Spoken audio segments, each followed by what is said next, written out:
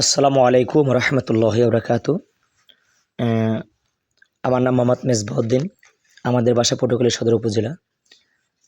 আমার অনেক দিন থেকেই আশা ছিল যে কলাপাড়া তাপবিদ্যুৎ কেন্দ্র রয়েছে, ওখানে একটু ঘুরে আসব। আপনারা জানেন যে কলাপাড়া উপজেলার ভিতরে 2টা তাপবিদ্যুৎ রয়েছে। আগে ছিল একটা, পরবর্তী সময়ে আরও একটি পাশে তাপবিদ্যুৎ কেন্দ্র তৈরি করা হয়েছে, নির্মাণ করা হয়েছে। 2টা তাপবিদ্যুৎ মূলত পাশাপাশি একাত্রে। আপনারা জানেন যে এই উভয়টা তাপবিদ্যুৎ রয়েছে ফুলতলি বাজারের পাশে। আসলে এই তাপবিদ্যুৎ কেন্দ্রে আসার জায়গা হলো পটুয়াখালী থেকে সরাসরি কুয়াকাটার গাড়িতে চড়তে হয়। কুয়াকাটার আগে 6 লেন রয়েছে, এই 6 লেনের মাথায় নামতে হয়। 6 লেন দিয়ে সরাসরি টিয়াখালী হয়ে ফুলতলি বাজারে আসতে হয়। আমি সেই কাজই করলাম। পটুয়াখালী থেকে এসে 6 লেনের মাথায় নামলাম, সেখান থেকে ফুলতলি বাজারে আসলাম। আর এই ফুলতলির বাজারই রয়েছে উভয়টা তাপবিদ্যুৎ কেন্দ্র।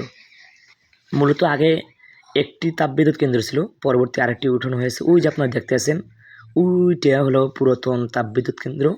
ওই যে আপনারা দেখতে আছেন ওইটা হলো পুরাতন তাপবিদ্যুৎ কেন্দ্র। আমি পিছনে রেখে আসছি, ওটা হলো নতুন তাপবিদ্যুৎ কেন্দ্র। এতক্ষণ আমি নতুন প্রজেক্ট, নতুন তাপবিদ্যুৎ কেন্দ্র ঘুরে আমি একটি অটোরিক্সায় চললাম। অটোরিক্সায় চড়ে সরাসরি আমি বর্তমানে যাইতেছি পুরাতন তাপবিদ্যুৎ কেন্দ্রে, আলহামদুলিল্লাহ। আর মূলত আমাদের অর্থরা আর্থিক নেই যে আমি মাইক্রোতে আসব। একটি আর কোনো শরমের বিষয় নয়। আজকে আমি আসলাম একটি অটোরিক্সায় চড়ে আমি ফুলতলি বাজার থেকে অটোরিক্সায় চড়ছি। অটোরিক্সায় চলে আমি পুরাতন যে তাপবিদ্যুৎ কেন্দ্র আছে, পুরাতন যে প্রজেক্ট, ওখানে যাইতে আসি। আলহামদুলিল্লাহ, খুব সুন্দর একটা দৃশ্য আপনাদেরকে আমি দেখাইতে আসি। আজকে মূলত আপনাদের সামনে ভিডিওটা দেওয়ার উদ্দেশ্য হলো, অনেকেই আপনারা আমার কাছে যে জানতে চেয়েছিলেন যে মেজো ভাই, আপনি তো সারা বাংলাদেশে ঘোরেন, তাহলে পারলে আপনি তাপবিদ্যুৎ কেন্দ্রে একটা ভিডিও দেন। তাই আমি আজকে আপনাদেরকে এই তাপবিদ্যুৎ কেন্দ্রে একটা ভিডিও উপহার দেওয়ার জন্য আসলাম। আমি অনেক কষ্ট করে ভিডিওটি করতে আসি।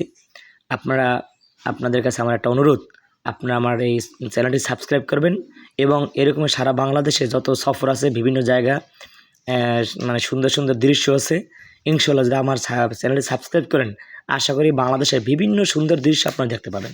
আমার এই চ্যানেলে নতুন অনেক কিছুই ভিডিও আপলোড করা হয়। তাই আপনারা আমার চ্যানেল সাবস্ক্রাইব করবেন, আর বেশি বেশি শেয়ার করবেন এবং আপনারা বেশি বেশি কমেন্ট করবেন, লাইক করবেন।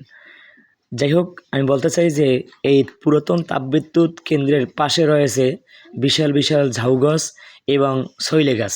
আপনারা যারা বরিশালের লোক আছেন, আপনারা জানেন শৈলে গাছে শৈলে হয়, খাইতে খুব সুস্বাদু এবং টক।